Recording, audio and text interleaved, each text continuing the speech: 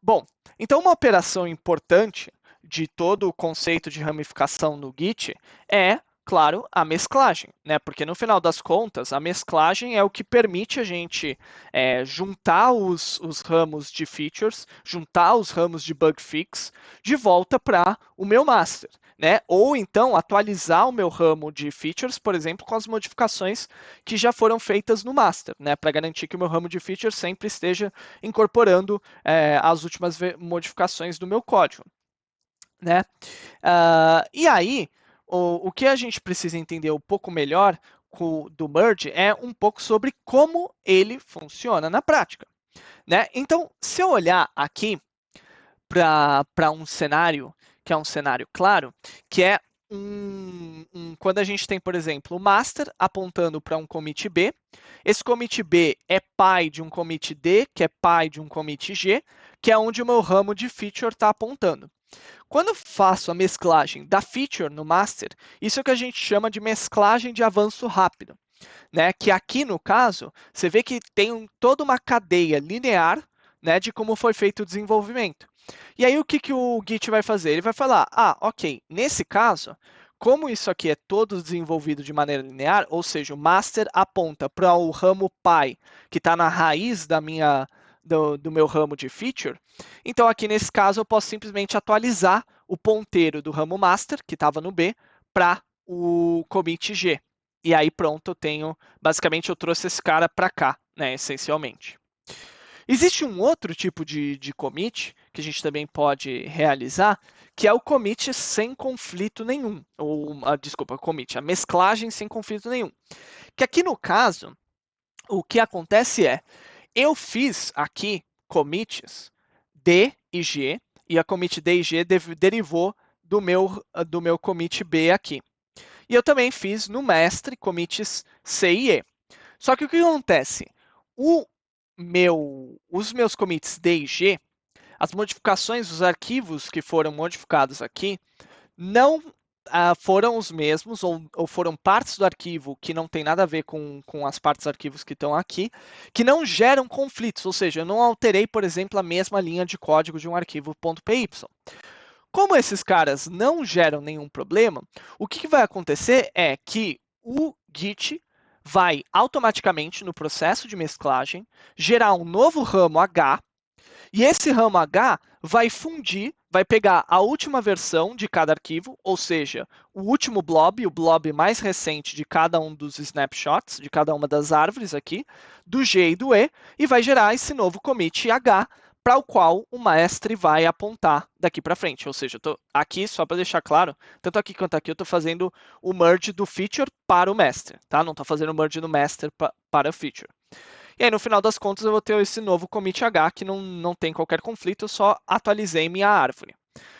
Só que existe um último caso de merge que a gente já viu, que é o merge quando há conflito. Né? Que aí, no caso, eu modifiquei as mesmas linhas de arquivos. E aí, a situação fica bem mais complicada.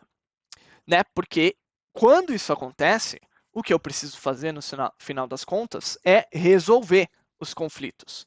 Né? Porque eu não consigo não consigo gerar um commit em que dois arquivos duas linhas de código, a mesma linha de código foi alterada de maneira diferente. Tipo, como é que o Git decide qual é a linha de código que ele deveria manter? Então aí é que entram aquelas técnicas de solução de conflito que eu falei para vocês que tem várias, mas tem algumas que são mais populares do que outras. A primeira, que é uma das mais populares, é o rebase. Então, o que o rebase faz, né? Então, aqui no nosso exemplo, a gente tem o commit B virou D, virou G, feature está apontando para G, e o commit E, aqui no caso, que é a última referência do master, o commit C e E tem algum tipo de conflito com esses commits D e G. O que vai acontecer? O que eu vou fazer é basicamente como se eu pegasse a minha feature, atualizasse ela em C e E, e depois disso, eu colocasse as modificações D e G. É isso que o rebase faz. Essencialmente, se você meio que parar para pensar de maneira bem esdrúxula, porque não é exatamente isso, é quase como se eu estivesse falando, as modificações D e G deveriam ser as últimas modificações que eu fiz em cima do mestre. Portanto, eu deveria atualizar o meu ramo de feature para ele partir do último commit do mestre, né? Que é no caso é o e aí aplicar as modificações de D e G. Então, no final das contas, o que o Git vai fazer durante o processo de rebase é que ele vai aplicar essas modificações sobre o commit E, né? Então, ele vai atualizar tudo e vai aplicar as modificações sobre o commit E. E aí, se tiver algum conflito, ele vai apontar, olha, tem um conflito, que é aquele head e onde o feature está apontando, e aí você vai apagar e escolher qual que é a versão correta que você deveria utilizar. E aí o git rebase, se você for ver, ele é um comando à parte que ele existe no Git, que permite fazer a resolução de conflitos. Então o git rebase em si, ele vai realocar o branch atual na ponta de outro branch fornecido. Então, essencialmente é essa modificação aqui, né, em que o feature passa a partir do E. O rebase e ele vai permitir que você faça iterativamente. Ou seja, cada uma das modificações que foram sendo feitas, ou seja, de B para C, de C para E e de E para D, ele vai ir fazendo isso etapa a etapa e você pode ir alterando o código conforme essas etapas foram sendo feitas. O Git Cherry Pick, por outro lado, ele vai abortar qualquer escolha do rebase que vai gerar algum conflito. E o Git Revert, que é um comando que não tem nada a ver com isso aqui, ele vai reverter as modificações de um arquivo. Ou seja, um arquivo que está marcado como modified, como estado de modificado, ele vai reverter essas modificações. Então, o arquivo ainda não está em staging, isso precisa ficar claro, e o revert vai reverter qualquer modificação que tenha sido feita nele. Outra maneira de resolução de conflito é o cherry pick, né? Que a gente já falou aqui, o cherry pick essencialmente ele aborta uma escolha que resultou em algum tipo de conflito. Então, o que acontece nesse caso? Como a gente tem a figura que está apontando aqui, né? Eu tenho o meu B para D e o meu D para G, né? E eu tenho o meu C e E que aconteceu no mestre aqui.